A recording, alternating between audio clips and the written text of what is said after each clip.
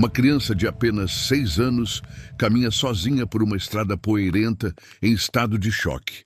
Quando motoqueiros param para ajudá-la e perguntam onde estão seus pais, ela aponta para o porta-malas de um carro abandonado nas proximidades. O que os policiais encontram dentro transforma um caso de desaparecimento em um dos crimes mais chocantes da década.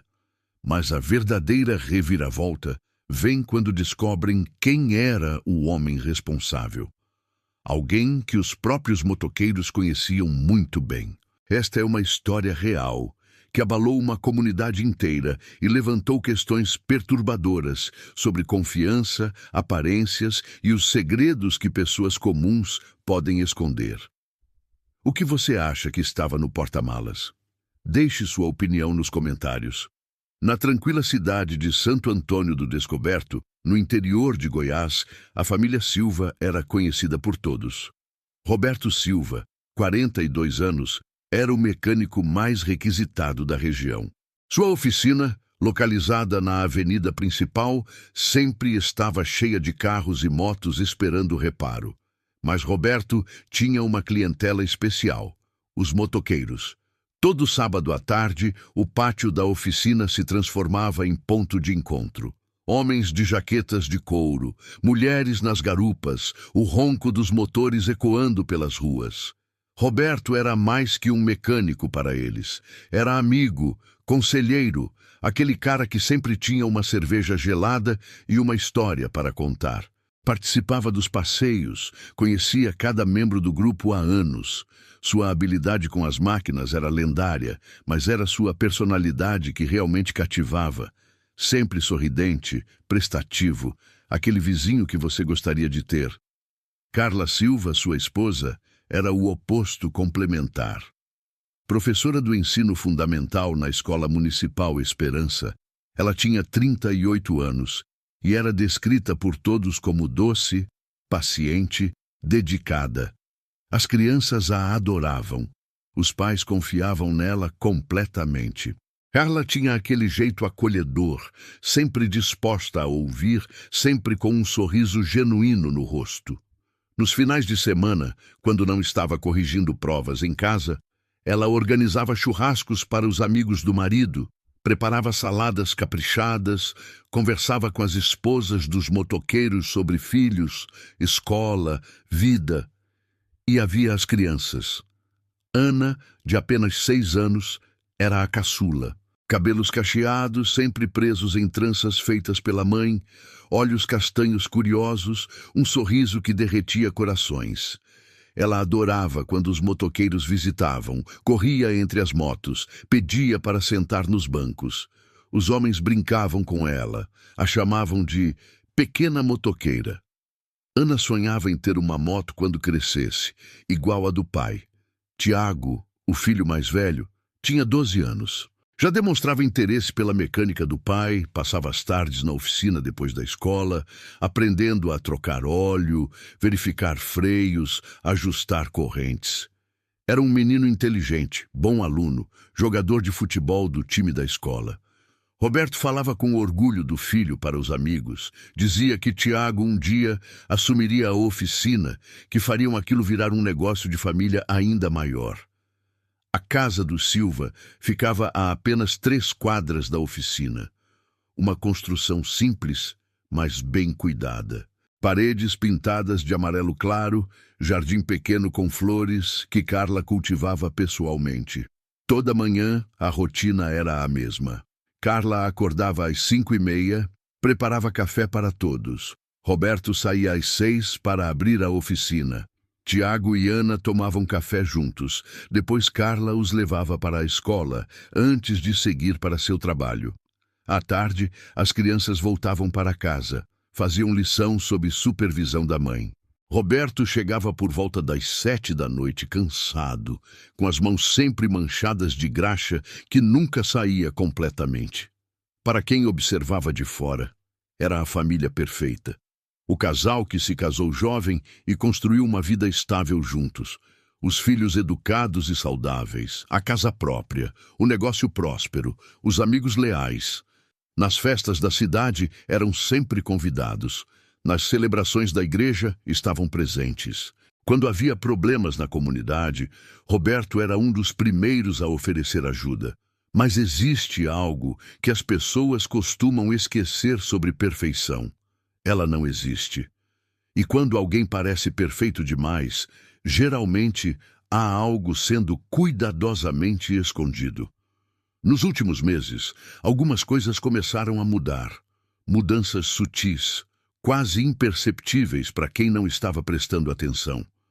Carla, sempre tão presente nas reuniões de pais na escola, começou a faltar algumas. Quando questionada pelas colegas professoras, dizia que não estava se sentindo bem, que tinha enxaquecas frequentes.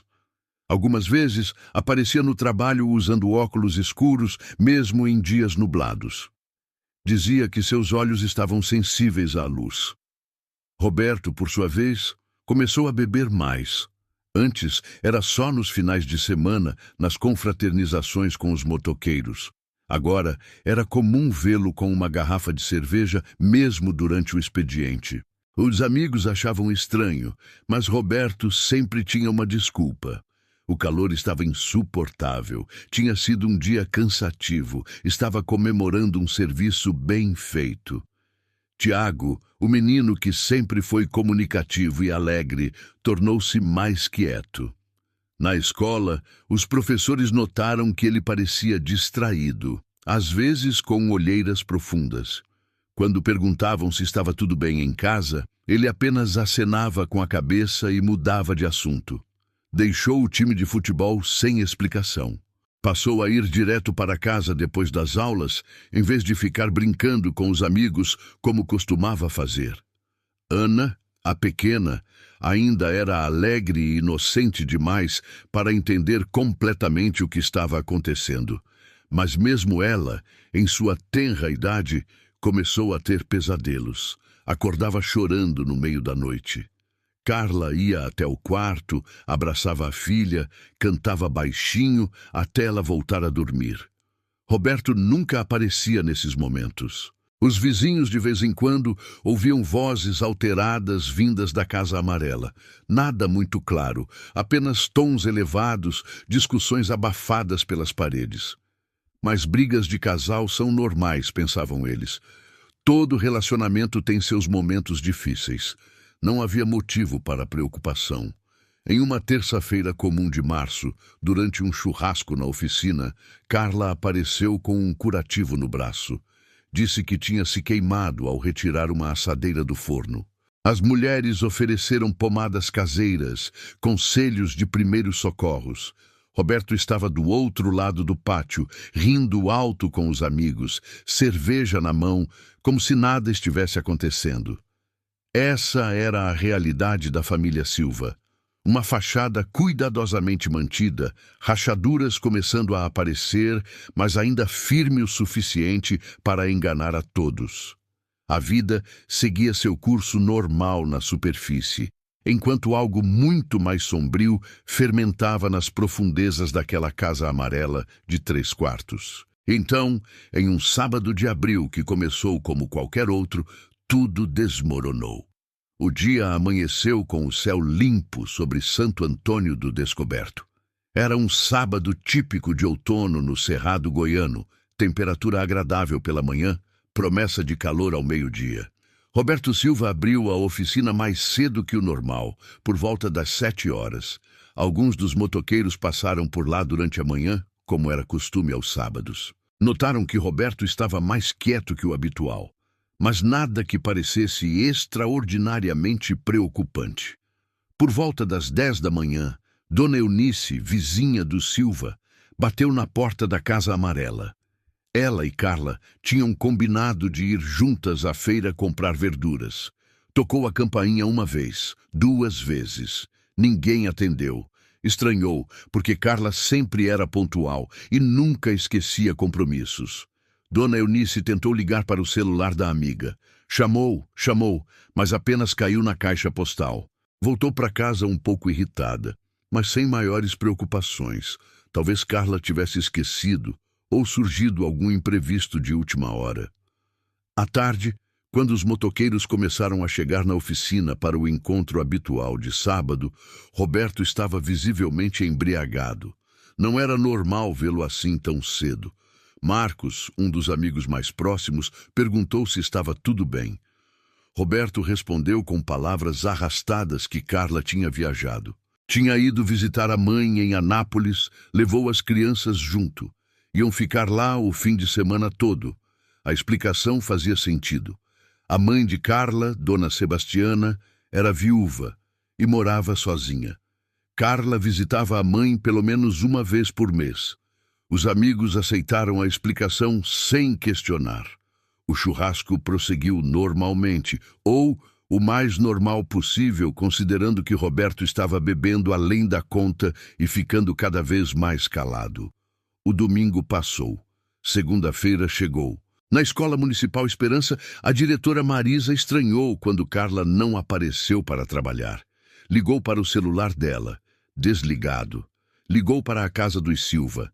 Ninguém atendeu. Tentou ligar para a oficina de Roberto.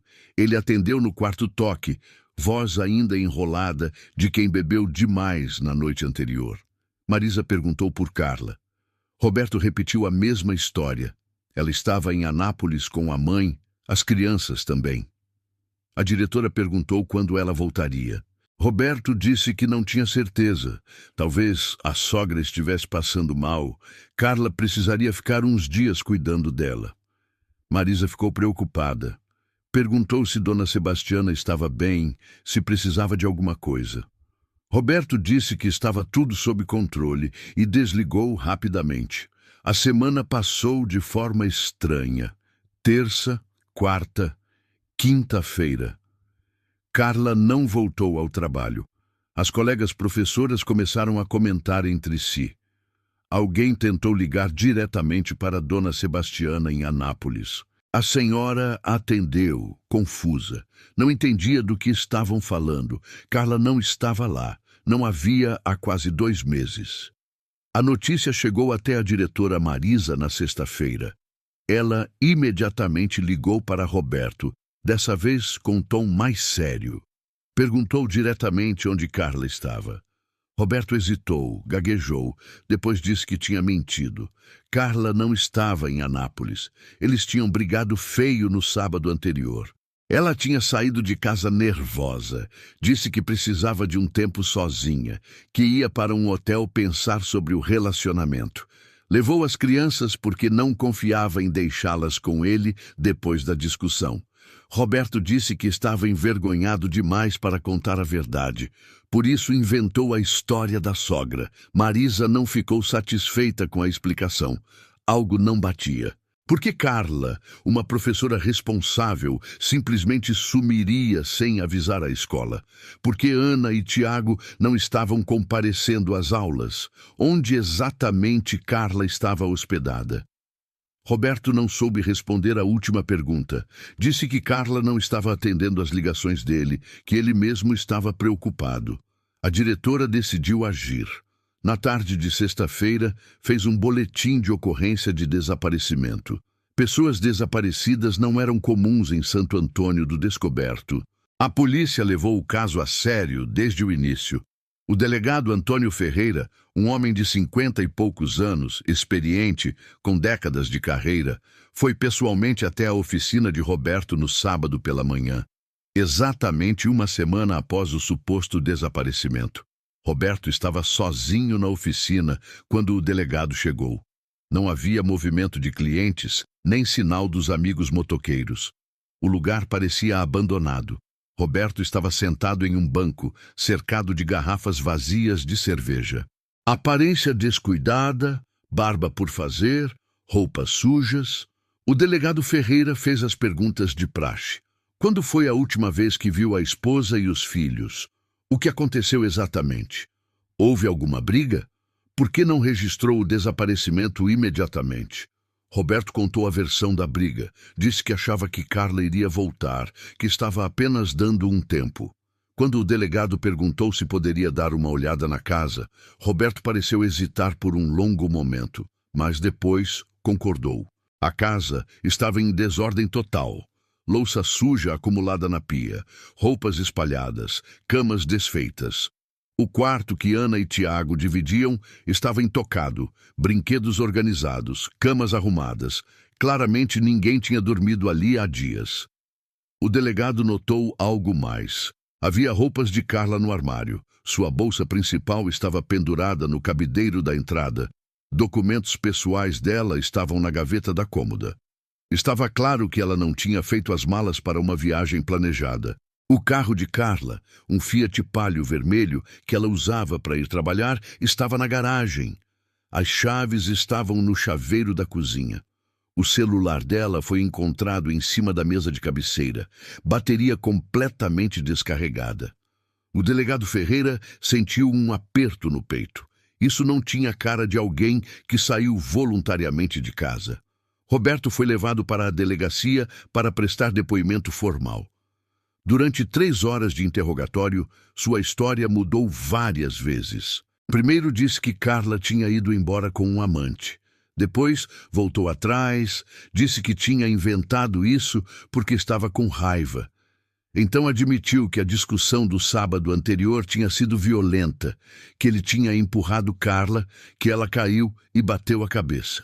Mas jurou que ela estava bem depois, que tinha acordado, que tinha saído de casa por vontade própria.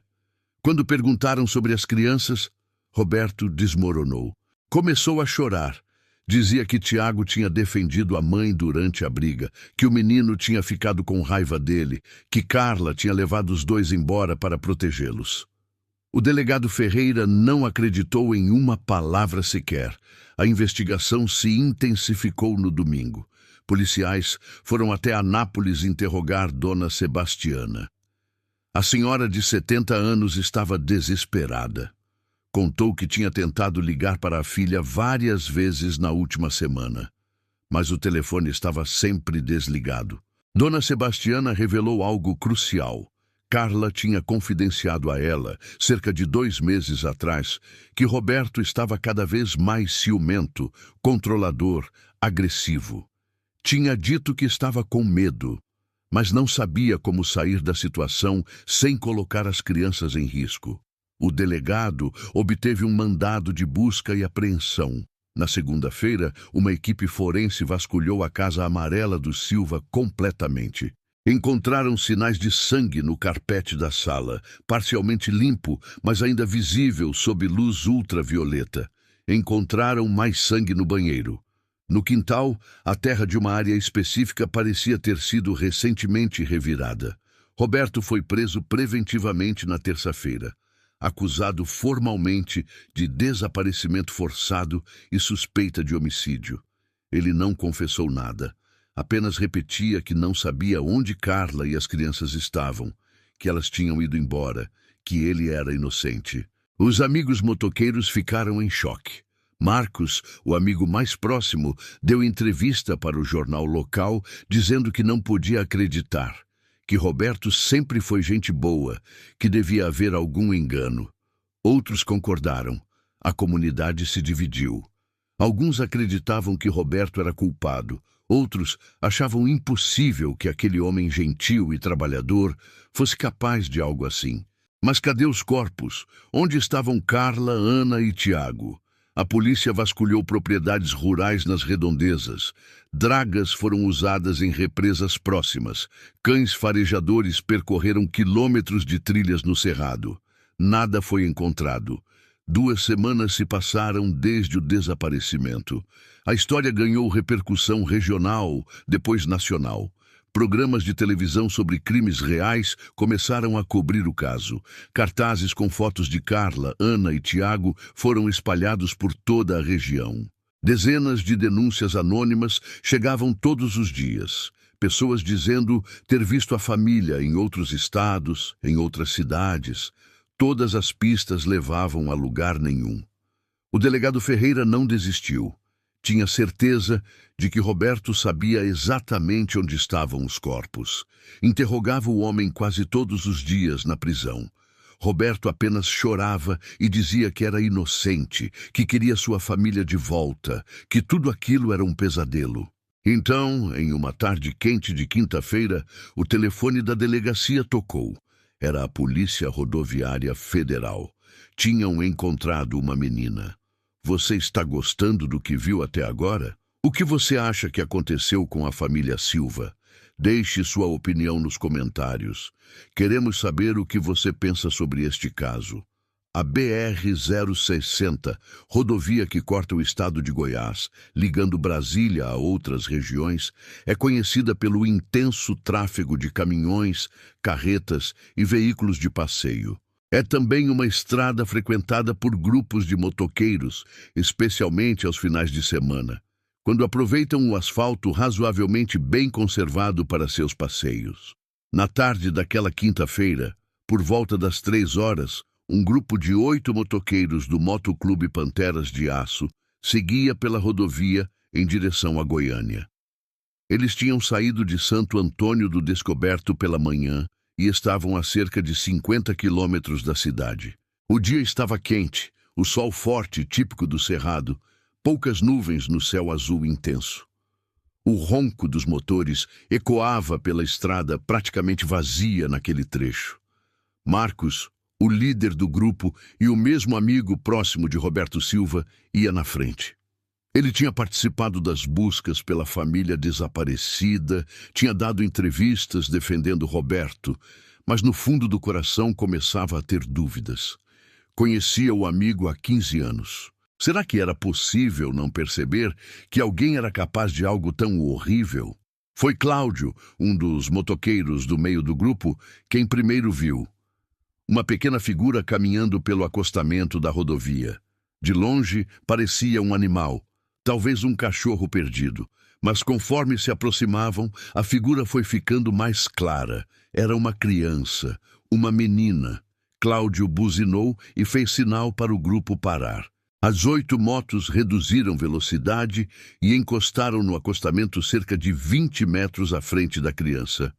Os motoqueiros desceram, tiraram os capacetes. O que viram os deixou sem palavras. Era uma menina de aproximadamente 6 anos. Estava descalça, os pés cobertos de poeira vermelha e pequenos cortes. Usava um vestido florido sujo, rasgado em algumas partes. Os cabelos cacheados estavam embaraçados, com folhas secas presas entre as madeixas. Seu rosto estava sujo de terra e lágrimas secas. Mas o pior eram os olhos vazios, o olhar de quem viu coisas que uma criança jamais deveria ver. Ela continuou andando em direção ao grupo, passos cambaleantes, como se estivesse em transe.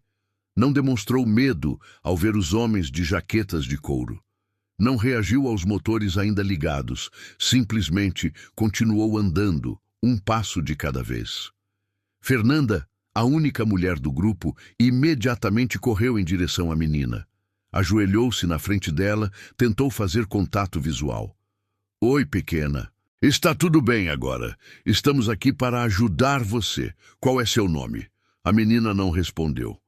Olhava fixamente para a frente através de Fernanda, como se ela fosse transparente. Marcos se aproximou. Algo naquela criança lhe pareceu familiar. Estudou o rosto dela, tentando recordar, e então sentiu um calafrio percorrer sua espinha. Aqueles olhos castanhos, aqueles cachos. Ele conhecia essa menina. Meu Deus! Ana! Ana Silva! Ao ouvir seu nome, a menina finalmente piscou. Olhou para Marcos. Um leve reconhecimento surgiu em seus olhos. Ela o conhecia. Ele era amigo de seu pai. Estava sempre na oficina. Sempre a deixava sentar em sua moto. Ana, sou eu, Marcos. Lembra de mim? Onde está sua mãe pequena? Onde está a Carla? A menina não disse nada por um longo momento. Apenas continuou olhando para ele. Os outros motoqueiros se aproximaram, formando um círculo. Todos estavam em choque. Cláudio já estava ligando para a polícia em seu celular.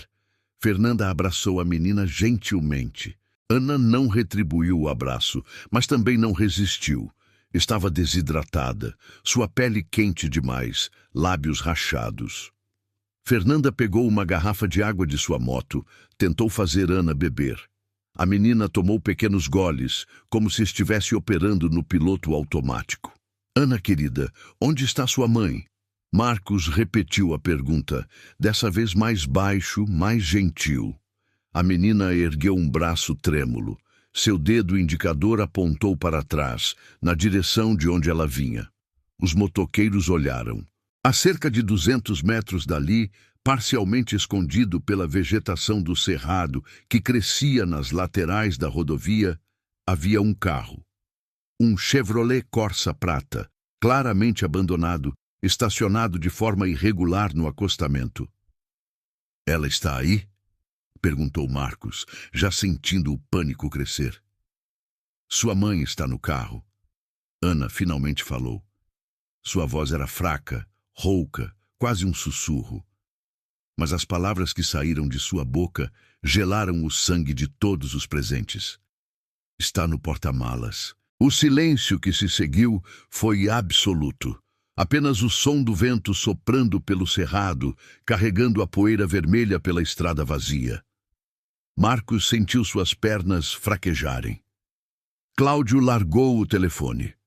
Fernanda apertou Ana contra o peito, como se pudesse protegê-la retroativamente do horror que ela claramente tinha testemunhado.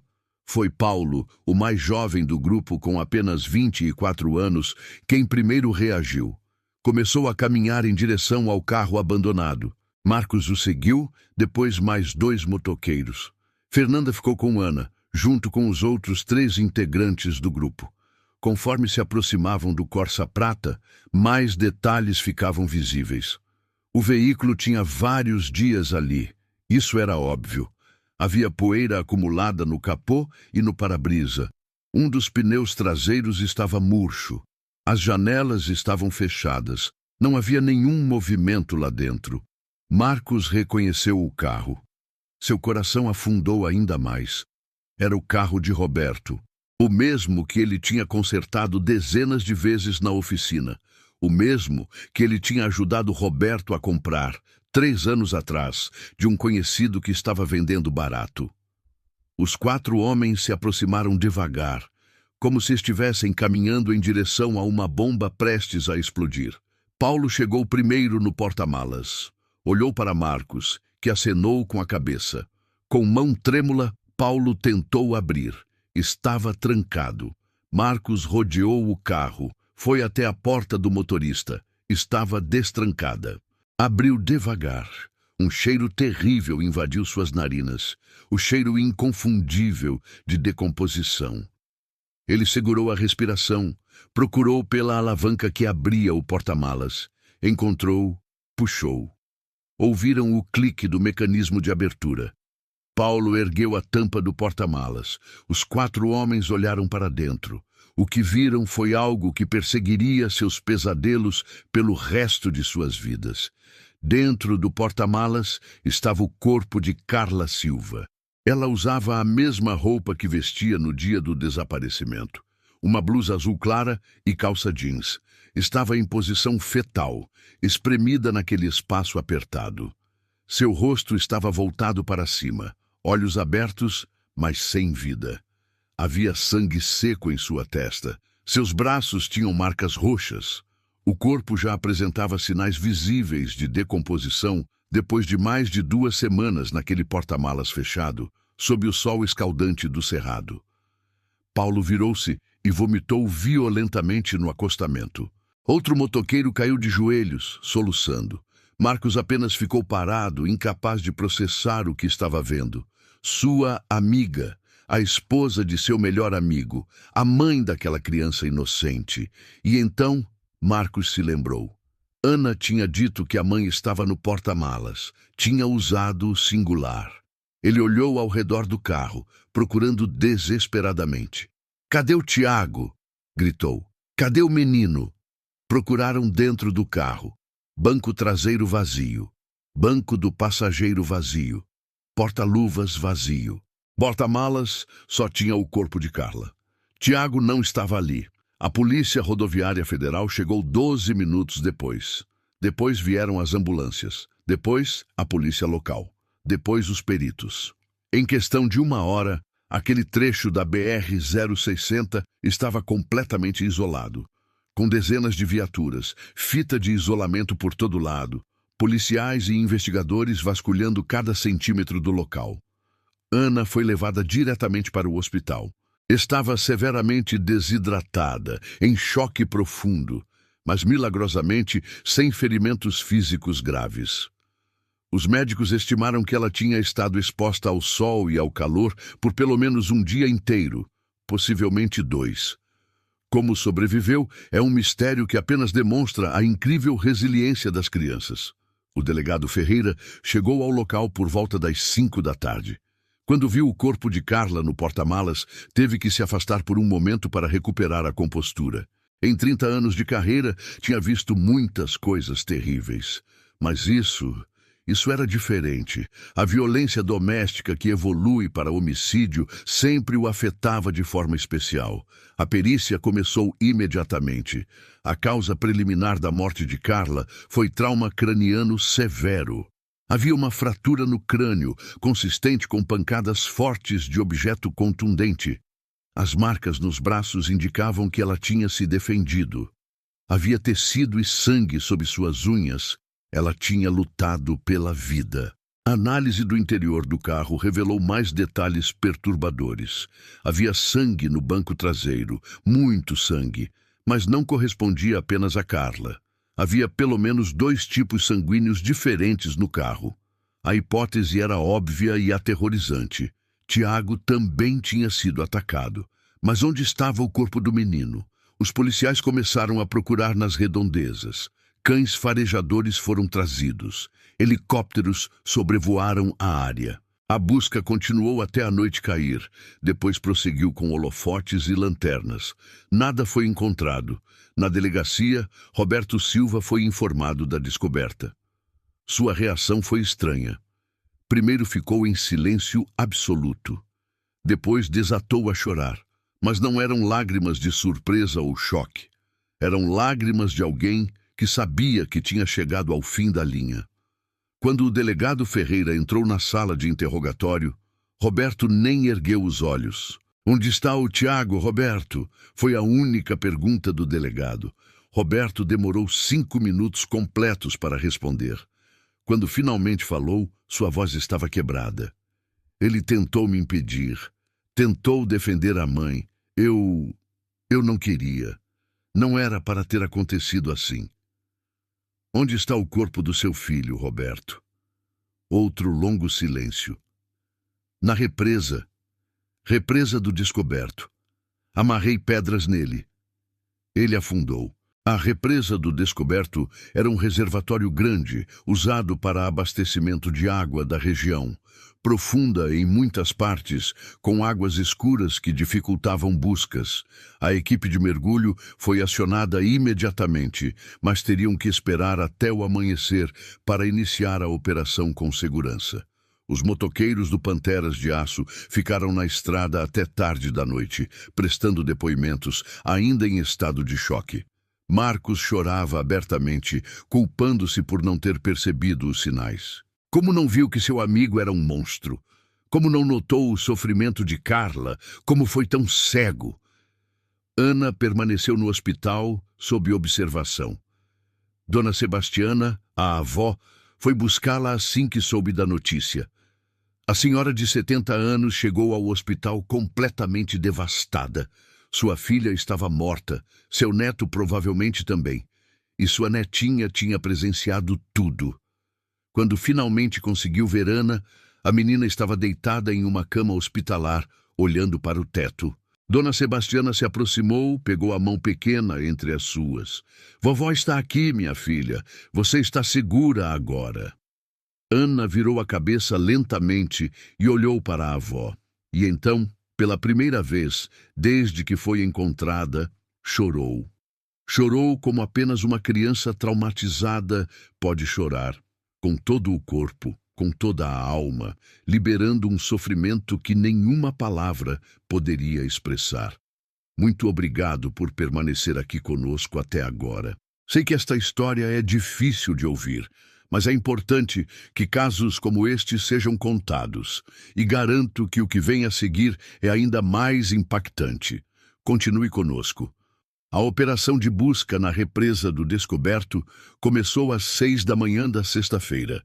Uma equipe especializada em mergulho do Corpo de Bombeiros, reforçada por mergulhadores da Polícia Civil, iniciou o trabalho nas áreas mais profundas, próximas à margem indicada por Roberto. Ele tinha dado coordenadas aproximadas, perto de uma área com árvores mortas submersas, a cerca de 2 quilômetros da entrada principal. Levou 3 horas até encontrarem. Às 9h17 da manhã, um dos mergulhadores emergiu fazendo o sinal. Tinham localizado o corpo, mas 20 minutos foram necessários para trazer os restos mortais de Tiago Silva à superfície. O menino de 12 anos estava amarrado com cordas grossas, várias pedras pesadas atadas ao corpo. Roberto tinha feito um trabalho meticuloso para garantir que o filho nunca fosse encontrado. Mas até os planos mais cuidadosos falham eventualmente. A autópsia preliminar revelou que Tiago morreu de asfixia. Tinha água nos pulmões. Isso significava algo absolutamente aterrorizante. O menino estava vivo quando foi jogado na represa. Os ferimentos em sua cabeça e corpo mostravam que tinha sido brutalmente espancado antes, mas não o suficiente para matá-lo imediatamente. Roberto tinha afogado o próprio filho conscientemente. Com os 2 corpos recuperados, a polícia começou a montar a cronologia completa do crime. E o que descobriram foi ainda mais perturbador do que imaginavam. Através de registros de câmeras de segurança de alguns estabelecimentos ao longo da BR-060, conseguiram rastrear o movimento do Corsa Prata de Roberto. O carro tinha passado por aquele trecho da rodovia no domingo à noite, 2 dias após o suposto início do desaparecimento. Mas havia mais. Câmeras de uma loja de conveniência na saída de Santo Antônio mostraram Roberto parando para abastecer na tarde de sábado, o mesmo sábado do desaparecimento. E no banco traseiro do carro, claramente visível nas imagens, estavam 2 figuras pequenas, as crianças. Isso significava que naquele momento, Carla já estava morta no porta-malas e Ana e Tiago estavam vivos, presos no carro com o pai que tinha acabado de assassinar a mãe deles. A reconstrução dos eventos começou a fazer sentido. Roberto confessou tudo durante interrogatórios subsequentes, uma vez que já não havia mais nada a esconder. E o que ele revelou pintou um quadro aterrorizante de violência doméstica, controle e um colapso psicológico completo. Tudo começou na manhã de sábado. Roberto e Carla tinham tido outra discussão, algo que vinha se tornando cada vez mais frequente. Dessa vez, era sobre dinheiro. Roberto estava gastando muito com bebida, a oficina não estava rendendo como antes, havia contas atrasadas. Carla tinha encontrado garrafas escondidas no depósito da oficina e o confrontou. Acusou-o de estar se tornando alcoólatra, de estar colocando a família em risco financeiro. Roberto, que tinha bebido desde cedo aquela manhã, explodiu em fúria, gritou com Carla, disse coisas terríveis. Carla, pela primeira vez em anos de abuso, gritou de volta. Disse que estava cansada, que ia pegar as crianças e sair de casa, que ia pedir divórcio. Ameaçou denunciá-lo por agressão. Roberto perdeu completamente o controle. Agarrou um martelo que estava em cima da bancada da cozinha. Ele tinha usado para consertar uma cadeira no dia anterior. Sem pensar, sem processar o que estava fazendo, golpeou Carla na cabeça. 1 vez, 2 vezes, 3 vezes. Ela caiu no chão da sala. Sangue escorreu pelo carpete bege. As crianças ouviram tudo. Tiago foi o primeiro a entrar na sala. Viu a mãe no chão, inconsciente, sangrando. Viu o pai parado ali, martelo na mão. O menino gritou, correu para a mãe, tentou acordá-la. Roberto ainda estava em estado de choque, observando o que tinha feito. Tiago olhou para o pai com ódio puro nos olhos e gritou que ia chamar a polícia. Algo quebrou definitivamente em Roberto naquele momento. Não podia deixar o filho chamar a polícia. Não podia deixar tudo que ele construiu desmoronar. A oficina, a reputação, os amigos, tudo seria destruído. Em um segundo ato de violência, Roberto golpeou Tiago também. O menino tentou se defender, mas era apenas uma criança contra um homem adulto em modo de pânico total. Ana estava escondida no corredor, testemunhando tudo. Ela tinha 6 anos, tinha visto o pai matar a mãe, tinha visto o pai bater no irmão. Estava paralisada de terror, incapaz de se mover ou gritar. Quando Roberto finalmente parou, Carla estava morta e Tiago estava inconsciente, mas ainda respirando. Roberto ficou ali, na sala manchada de sangue de sua família, processando o que tinha feito. Tinha 2 opções: ligar para a polícia, assumir a responsabilidade ou tentar esconder. Sua mente fragmentada optou pela segunda. Passou as próximas horas limpando desesperadamente. Arrastou o corpo de Carla até o carro na garagem, colocou no porta-malas. Tiago começou a despertar, gemendo de dor. Roberto o carregou até o carro também. Colocou no banco traseiro. O menino estava semiconsciente, desorientado pelo trauma craniano. Ana, ele simplesmente ordenou que entrasse no carro. A menina, aterrorizada demais para desobedecer, obedeceu. Roberto dirigiu por horas, sem destino certo inicialmente. Parou no posto para abastecer. As câmeras capturaram esse momento. Depois, continuou dirigindo, tentando pensar em um plano. Tiago acordou completamente no banco traseiro e começou a chorar, a pedir pela mãe. Roberto parou em uma estrada de terra isolada. Tiago tentou fugir, mas Roberto o pegou. O menino implorou pela vida. Disse que não contaria nada para ninguém, que manteria segredo, que faria o que o pai quisesse. Mas Roberto estava além da razão. Sabia que não havia volta. Amarrou as pedras no filho, usando cordas que carregava no porta-malas. Cordas que usava na oficina para rebocar veículos. Levou Tiago até a represa e o jogou na água, pedras e tudo. Tiago afundou rapidamente. Roberto ficou ali por alguns minutos, observando a superfície da água se acalmar, como se aquilo pudesse desfazer o que tinha acabado de fazer. Então voltou para o carro, onde Ana permanecia, em silêncio absoluto, olhando para o nada. Roberto dirigiu até a BR-060. Não tinha plano do que fazer com a filha. Parte dele sabia que deveria matá-la também. Ela era testemunha de tudo. Mas algo nele, talvez um último resquício de humanidade, não conseguia fazer isso. Era sua filha.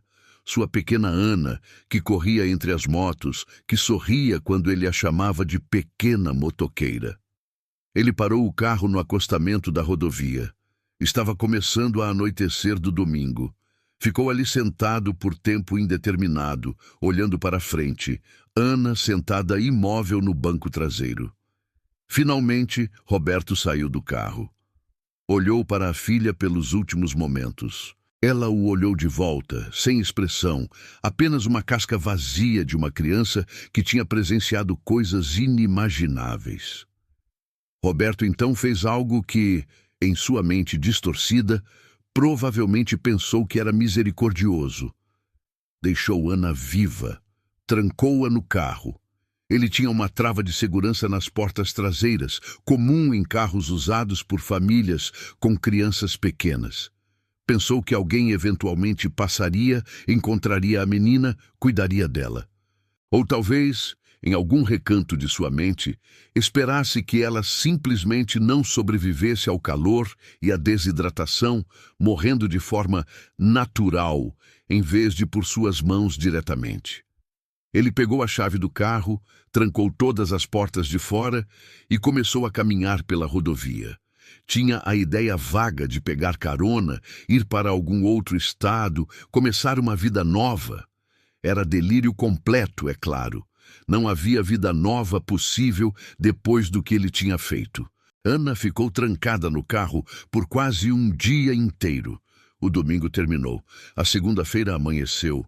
O sol aquecia o metal do veículo, transformando-o em uma estufa. Ana não tinha água, não tinha comida. Mas tinha algo mais importante. Tinha a vontade de viver que existe em todos os seres humanos, especialmente nas crianças.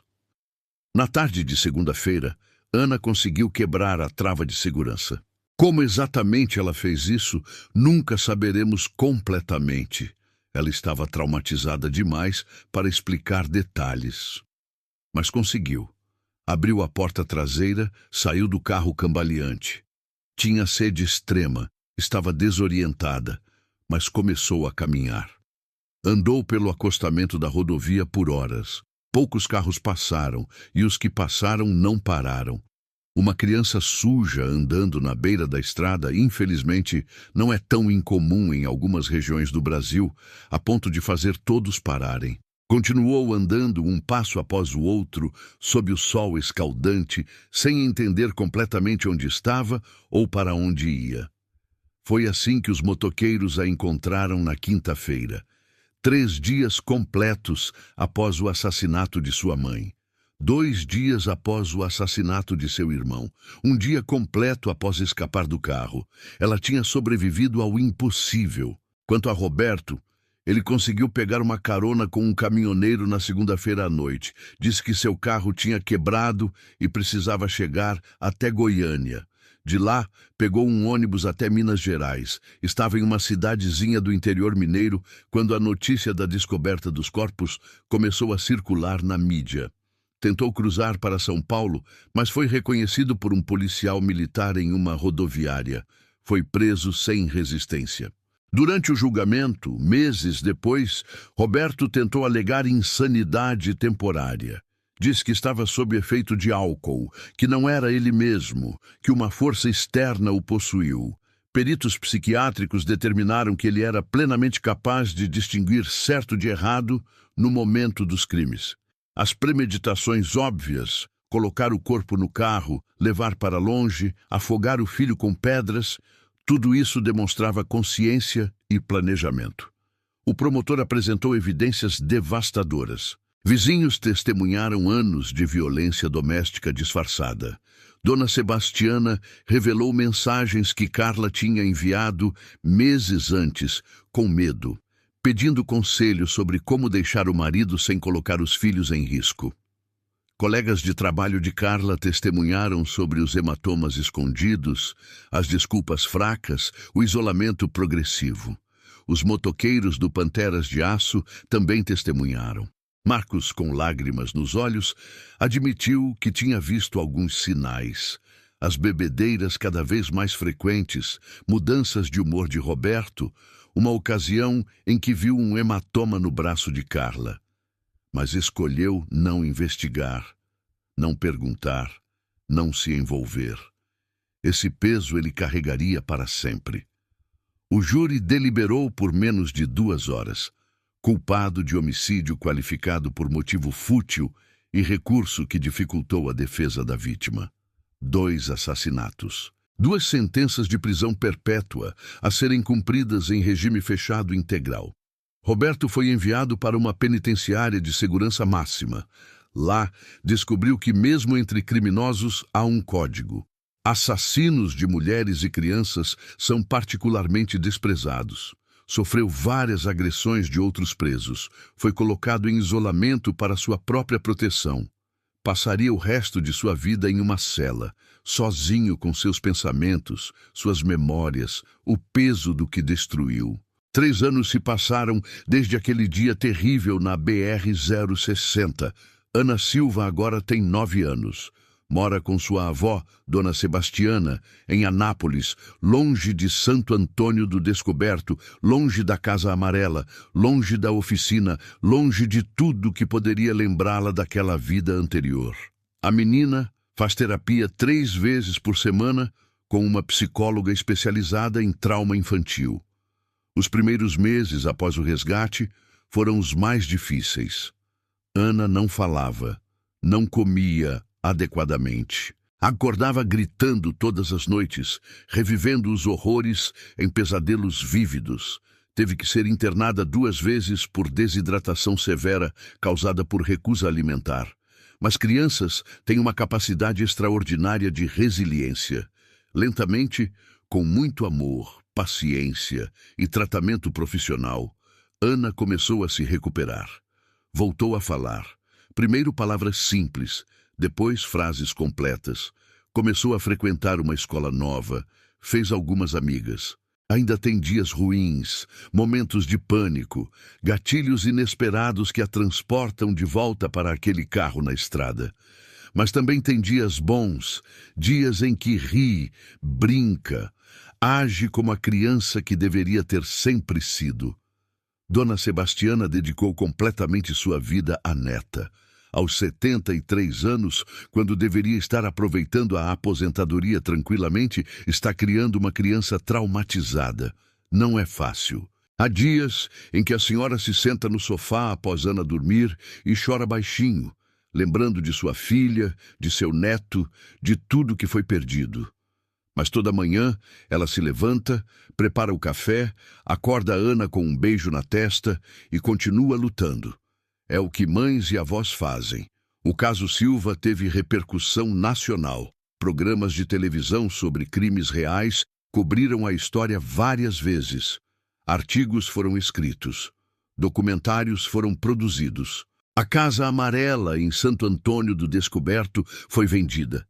Ninguém queria morar ali depois do que aconteceu. A oficina fechou definitivamente. O prédio permanece vazio até hoje, um lembrete silencioso de uma tragédia que abalou toda a comunidade. Os motoqueiros do Panteras de Aço nunca mais foram os mesmos. O grupo eventualmente se dissolveu. Marcos, em particular, foi profundamente afetado. Desenvolveu depressão severa, culpa do sobrevivente, sentimento de que poderia ter prevenido tudo se tivesse prestado mais atenção. Passou 2 anos em terapia intensiva. Hoje trabalha como voluntário em uma organização que ajuda vítimas de violência doméstica, tentando de alguma forma compensar por não ter ajudado quando poderia. Fernanda, a motoqueira que primeiro segurou Ana na estrada, tornou-se ativista pelos direitos das crianças. Dá palestras em escolas sobre os sinais de abuso, sobre a importância de denunciar situações suspeitas, sobre como uma comunidade inteira falhou em proteger uma família que estava claramente em perigo. O caso levantou questões profundas sobre violência doméstica no Brasil. Estatísticas mostram que uma mulher é assassinada a cada 6 horas no país, muitas delas por parceiros ou ex-parceiros. Quantas Carlas existem agora, neste momento, em casas aparentemente normais, sofrendo em silêncio, com medo de sair, com medo do que acontecerá com seus filhos se tentarem deixar? A Lei Maria da Penha existe exatamente para proteger mulheres em situações de violência doméstica. Mas a lei só funciona se as vítimas conseguirem denunciar, se tiverem apoio, se acreditarem que há saída. Carla tentou buscar ajuda. As mensagens para sua mãe provaram isso. Mas não foi longe o suficiente, não foi rápida o suficiente e pagou o preço final. A história de Ana também trouxe discussões sobre trauma infantil e recuperação. Médicos que acompanharam seu caso publicaram estudos sobre resiliência, sobre como o cérebro infantil pode se adaptar e curar mesmo após eventos terríveis. Ana se tornou, sem saber, um símbolo de esperança. Prova de que é possível sobreviver ao insuportável e ainda encontrar razões para continuar. Existe algo perturbador sobre casos como este. Roberto Silva não era um monstro óbvio, não tinha histórico criminal, era respeitado na comunidade, tinha amigos que o amavam, clientes que confiavam nele. Ele ria, contava piadas, bebia cerveja com os companheiros. Era humano, e foi exatamente isso que o tornou tão perigoso. A capacidade que alguns humanos têm de esconder seus demônios atrás de uma fachada de normalidade. Quantos Robertos existem por aí agora? Quantos homens aparentemente normais, que trabalham, que têm famílias, que frequentam churrascos, mas que em casa são controladores, agressivos, violentos? Quantas famílias perfeitas escondem horrores semelhantes? A resposta é aterrorizante. Muitas. Mais do que gostaríamos de admitir. A violência doméstica não acontece apenas em famílias pobres ou desestruturadas. Acontece em todos os níveis sociais, em todas as comunidades, em todas as classes econômicas. E, na maioria das vezes, acontece em silêncio, escondida atrás de portas fechadas, disfarçada por sorrisos forçados e desculpas bem elaboradas. O que podemos aprender com a história de Ana Silva? Primeiro, que devemos prestar atenção. Aqueles hematomas que sua vizinha diz serem de uma queda. Será que realmente foram? Aquela amiga que está cada vez mais isolada, que cancelou planos várias vezes, que parece assustada ao redor do marido. Será que está tudo bem? Aquela criança na escola que parece mais quieta que o normal, que tem marcas inexplicadas. Será que está segura em casa? Segundo, que devemos acreditar nas vítimas quando elas pedem ajuda. Carla tentou. Conversou com a mãe. Demonstrou medo. Mas não teve a rede de apoio forte o suficiente para tirá-la daquela situação antes que fosse tarde demais. Se alguém que você conhece está em situação de violência doméstica, acredite nessa pessoa. Ajude. Ofereça recursos. Ligue para o 180, a Central de Atendimento à Mulher. Denuncie ao Conselho Tutelar se houver crianças envolvidas. Não ignore os sinais. Terceiro, que a recuperação é possível. Ana Silva testemunhou o inimaginável. Perdeu sua mãe, seu irmão, sua infância. Mas está aqui, lutando, crescendo, aprendendo a viver novamente.